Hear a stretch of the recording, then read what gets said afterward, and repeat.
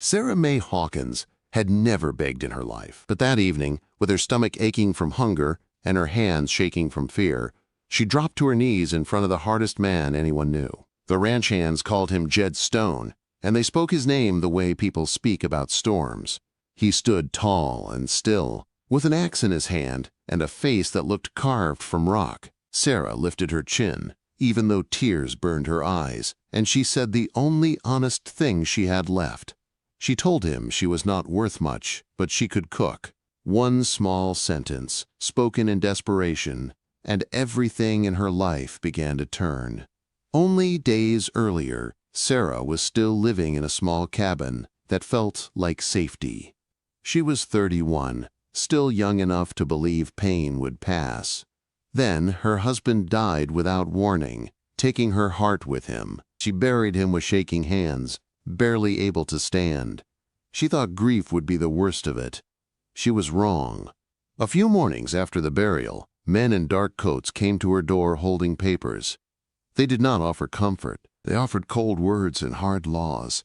Her husband, the man she trusted, had left behind debts so large they sounded unreal. He had borrowed money for deals that failed and signed his name on promises he could not keep. Now the creditors said the cabin and everything inside belonged to them. Sarah tried to explain she knew nothing about it. She told them she never signed a thing. The man with dark glasses did not care. He told her marriage made her responsible. He gave her 1 week to leave. Then, without mercy, they began marking her life like it was nothing more than a list. Furniture, blankets, tools, even the little keepsakes that held her family's history. They took it all. When the week ended, Sarah walked away with nothing but a small bundle. In the middle of the chaos, she saved 3 things the creditors did not want: an old skillet blackened from years of use, a cracked clay pot that once belonged to her grandmother, and a wooden spoon worn smooth by the hands that used it before hers. They were not worth money, but they were all she had left of the life she lost. She walked the trail with grief sitting heavy in her chest. The days were hot and dry. Dust stuck to her skin. Her boots rubbed her feet raw, but she did not stop because stopping felt like dying. The first night she slept under an oak tree, with the stars watching like silent strangers. She listened to the dark sounds of the world and tried not to imagine what could find a lone woman on an empty trail. The second day she drank from a creek and ate wild berries she recognized. Her body felt weak, but something inside her refused to quit. By the third day, the sun was dropping low and painting the sky orange when she saw a small frontier settlement ahead. Her heart lifted with a small, desperate hope. People meant work. Work meant food. Food meant life. The settlement was dusty and tired. Chickens wandered between buildings. A thin dog slept under a porch like it had given up on expecting kindness. Sarah wiped her face, straightened her torn dress, and started knocking on doors. She spoke politely, even though shame clawed at her throat. She told them her name. She said she could cook biscuits, stew, roasts, anything they needed. She asked for only a roof and food in return for honest work. One by one, doors closed on her. Some people did not even let her finish speaking. A woman looked her up and down like she was filth and told her to leave. A man said he did not hire strangers. An elderly woman crossed herself like Sarah carried a curse. The words hurt more than the hunger. Sarah was not asking for charity. She was offering work. But the town saw only a ragged stranger, and fear was louder than compassion. When she had knocked on every door and the last light began to fade, Sarah sat in the small plaza where a dry fountain stood like a forgotten promise. Her stomach growled so hard it made her dizzy. She went to the general store with the last coins in her pocket and bought a tiny handful of beans. That was all she could afford. She stepped back outside and looked around the empty square. She could feel the night coming, cold and dangerous. She knew she could not sleep hungry again. Not if she wanted to survive. So she did something that made people stare. She gathered dry twigs and stones and built a small fire right there in public. She filled her cracked clay pot with water from the well and poured in the beans. Then she opened a little cloth bag she had guarded like treasure. Inside were dried herbs and spices from better days. Simple things, but precious. Thyme, bay leaf, salt, pepper, dried garlic. Her hands moved with the calm skill of someone who had fed people she loved. As the beans simmered, the smell began to rise. It was not the smell of poverty. It was the smell of a home. It drifted through the air and turned heads. Sarah stirred slowly with her worn wooden spoon, and for the first time in days she felt something like dignity return. She had lost her cabin, her family things, her place in the world, but she still knew how to make food with care. She still knew how to offer comfort. An old man with white hair and a bent back came toward her, leaning on a wooden stick. His eyes were sharp and curious. He stopped beside the fire and breathed in the scent like it was a memory. "That smells mighty fine," he said softly. Sarah looked up and saw kindness in his face. It startled her, like sunlight after too many storms. She told him it was only beans, made with what little she had. The old man asked if he could sit, and she nodded. When the beans were ready, she shared them with him, even though she was hungry enough to cry. He took one bite, and his face changed. Tears slid down his cheeks as he chewed slowly. He told her it had been 12 years since his wife died, and no one had cooked for him with love since then. Sarah felt her throat tighten. She did not know this man, but his words made her feel seen again. He asked how she ended up cooking in the plaza like she had nowhere else to go. And for the first time since she lost everything, Sarah told the truth. She spoke of her husband's death, the hidden debts, the men who took her home, and the doors that slammed in her face. The old man listened, without judgment. When she finished, he grew quiet. Then he told her the settlement was too fearful to give her a chance, but he knew a place 15 miles away, beyond the ridges, a mountain ranch owned by Jed Stone, a big spread with many hands. They needed a cook, he said, but warned her the owner was a hard man who had been broken by loss. Sarah clutched the small hope like it might slip away. She asked if he truly believed Jed Stone would take her. The old man looked at her as if the answer was already clear. "After tasting your cooking," he said, "I know you have something rare. Go while there is still light. Be humble, but stand firm. Let your food speak for you." Sarah packed her pot, skillet, and spoon. She swallowed fear, thanked the old man, and started walking again. The sky darkened, and the mountains rose ahead like shadows. Her feet burned inside her boots, but hope pushed her forward. Somewhere beyond those ridges waited a ranch, a man with a locked heart, and a single chance to change her fate. Sarah walked through the night, with the mountains watching over her like dark giants. The stars gave little light, and the trail was rough. But she kept going because the thought of turning back felt worse than any pain in her feet. She ate the small piece of cornbread the old man had given her, saving each bite like it mattered more than gold. Every step made her blisters sting, but hope kept her moving. By dawn, the sky turned pink and orange, and Sarah reached the fork in the trail the old man described. 2 paths opened in front of her. She chose the left without hesitation.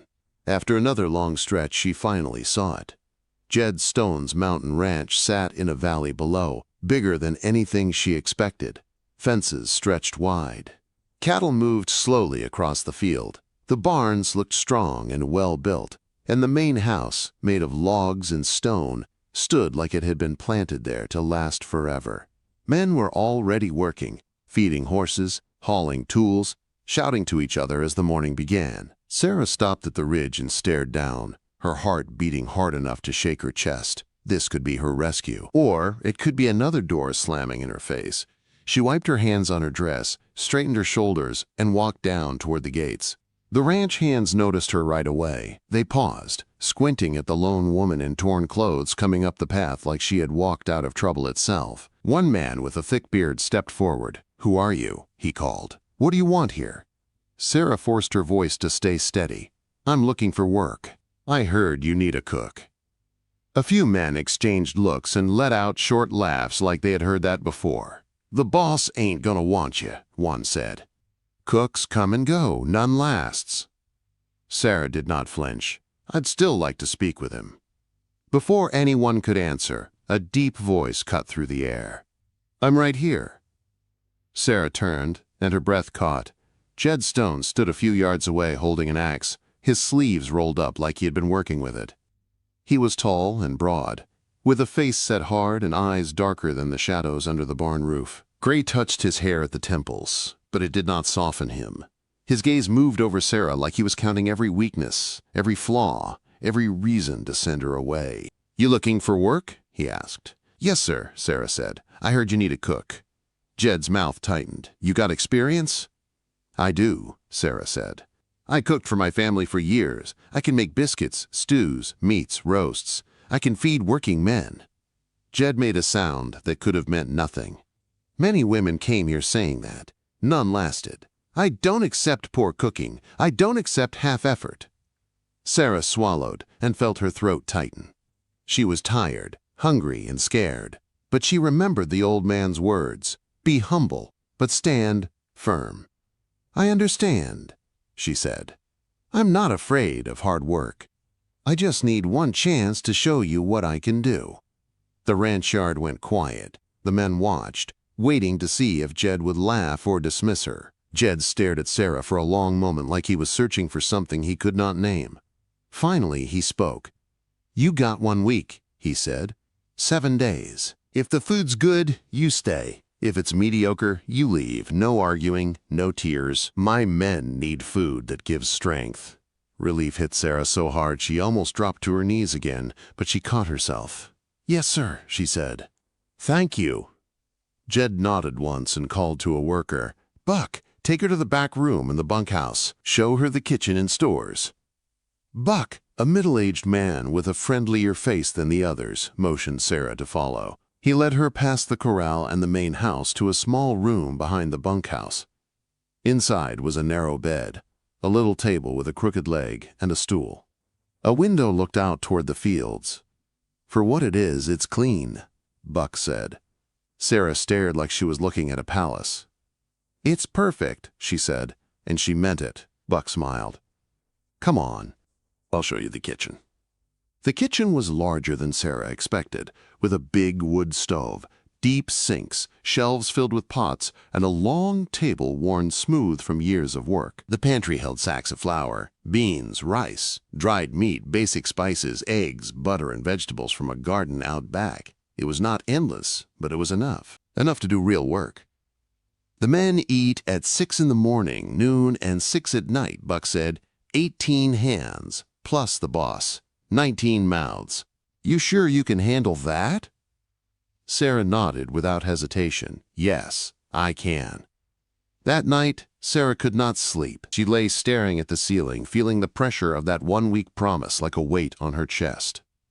If she failed, she would be back on the trail with nothing, but she also felt something she had not felt in a long time. Purpose. A reason to wake up and fight. Before sunrise, she was already moving. She washed her face in cold water, pulled her hair back into a tight bun, and tied on a clean apron she found in the kitchen.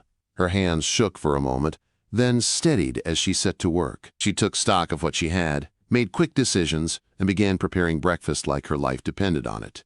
Because it did. She mixed biscuit dough and let it rise near the warmth of the stove. She chopped onion and garlic, then browned dried meat until it released its rich smell into the air. She beat eggs with a little milk and added a pinch of nutmeg she found hidden in the back of a cabinet, just enough to make the taste warmer without being strange. She brewed strong coffee, dark and steady, the kind that wakes a man up and keeps him on his feet through hard labor. When the biscuits came out, golden and puffed, Sarah let out a breath she did not realize she was holding. The ranch hands arrived hungry and half awake. They stepped into the dining area and stopped. The smell was different. Better. It hit them like a memory they did not know they missed. Sarah served plates with calm hands, placing biscuits, eggs, and meat in front of each man with quiet respect. Buck tasted first. He bit into a biscuit and froze. His eyes widened like he had just been struck by something. "Good Lord," he murmured, "this is incredible."